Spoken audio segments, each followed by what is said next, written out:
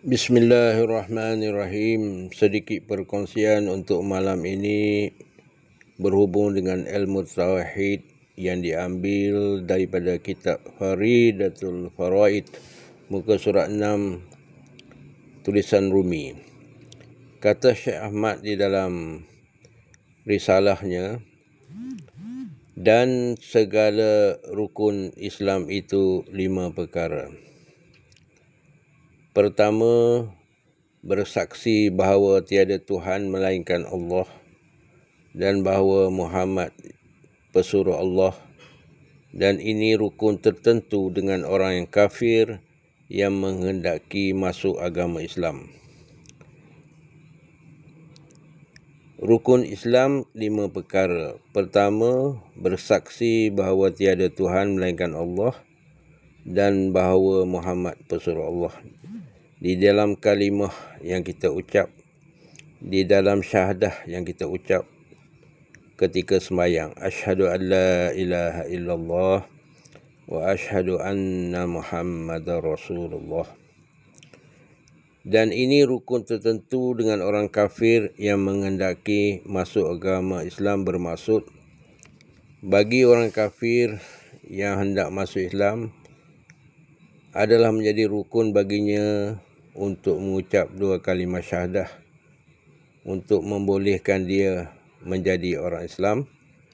Hendaklah dia berkata asyhadu an la ilaha illallah wa asyhadu anna Muhammadar Rasulullah. Setelah hatinya terbuka dan menerima pada hatinya bahawasanya hanya Allah Tuhan yang wajib disembah dan hanya Allah yang menjadikan seluruh alam ini, maka barulah dia boleh mengucap asyhadu an la ilaha illallah wa asyhadu anna Muhammadar Rasulullah, dan mengaku bahawa Nabi Muhammad sallallahu alaihi wasallam itu adalah pesuruh Allah. Barulah sah Islamnya. Jika dia mengucap saja tanpa ada tasdik di hati, maka ucapannya tidak diterima dan tidak sah. Untuk mengesahkan ucapan itu, hendaklah dia mengucap pada zahir dan menerima ia pada batinnya, iaitu mentasdik di hatinya, menerima di hatinya bahawasanya tiada Tuhan melainkan Allah dan Nabi Muhammad itu adalah pesuruh Allah. Barulah sah Islamnya.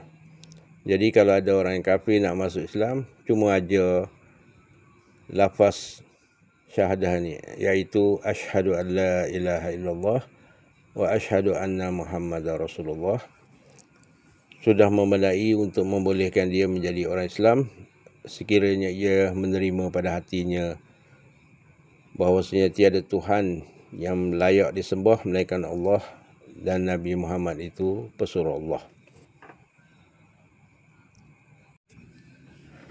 Dan yang kedua daripada rukun Islam itu ialah mendirikan sembahyang yang 5, iaitu mendirikan sembahyang yang 5, sembahyang subuh, sembahyang zuhur, sembahyang asar, sembahyang maghrib dan sembahyang isyak, 5 kali sehari semalam. Wajib bagi orang-orang yang tidak ada keuzuran melaksanakan sembahyang tersebut, bagi yang mukallaf dan yang akhir balik. Sembahyang zuhur, niat sembahyang zuhur, usalli fardaz zuhri arba'a raka'atin ada'an lillahi ta'ala. Sahaja aku sembahyang fardu zuhur 4 rakaat tunai kerana Allah Ta'ala. Lafaz bagi sembahyang solat asar, usalli fardal asri arba'a raka'atin ada'an lillahi ta'ala. Sahaja aku sembahyang fardu asar 4 rakaat tunai kerana Allah Ta'ala. Lafaz niat bagi solat maghrib, usalli fardal maghribi salasa raka'atin ada'an lillahi ta'ala. Sahaja aku sembahyang fardu maghrib 3 rakaat tunai kerana Allah Ta'ala. Dan bagi lafaz solat isyak, usalli fardal usalli fardal isya'i arba'a raka'atin ada'an lillahi ta'ala. Saja aku semayang fardu isya' 4 rakaat tunai kerana Allah Ta'ala. Dan bagi semayang subuh, usalli fardus subhi raka'ataini ada'an lillahi ta'ala. Saja aku semayang fardu subuh 2 rakaat tunai kerana Allah Ta'ala. Demikianlah niat-niat semayang yang perlu, yang wajib kita kata apabila kita hendak mendirikan semayang. Seterusnya, rukun Islam yang ketiga ialah memberikan zakat. Ada 2 zakat yang perlu kita tunaikan. Yang pertama, zakat fitrah yang kita lakukan pada bulan Ramadan. Yang kedua, zakat harta, zakat emas perak, zakat ternakan, zakat tanaman dan sebagainya. Jadi adalah merupakan zakat-zakat yang perlu kita keluarkan apabila sampai masanya. Apabila sudah cukup haul dan nisabnya. Yang keempat, hendaklah kita berpuasa pada bulan Ramadan. Hendaklah dirikan tiap-tiap orang Islam hendaklah berpuasa pada bulan Ramadan paling banyak 30 hari dan paling kurang 29 hari berpuasa pada bulan Ramadan.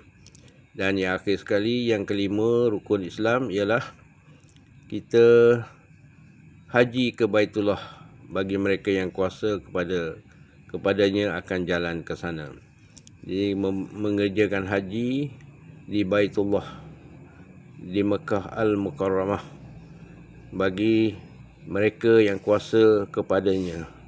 Maknanya bagi mereka yang ada belanja dan bagi mereka yang perjalanannya selamat.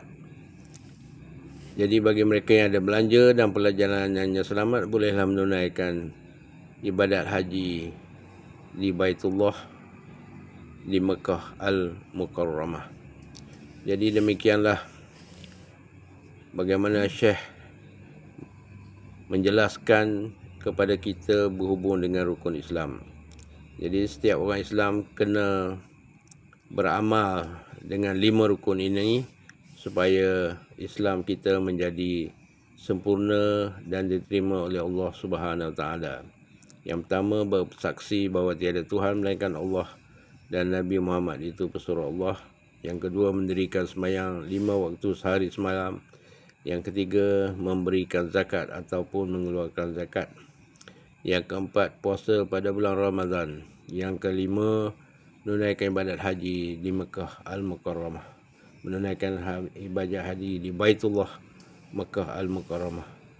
Demikianlah sedikit perkongsian untuk malam ini. Mudah-mudahan apa yang diperkongsikan menjadi manfaat untuk kita bersama dalam mencari keredaan Allah Subhanahu Wa Taala. Wallahu a'lam.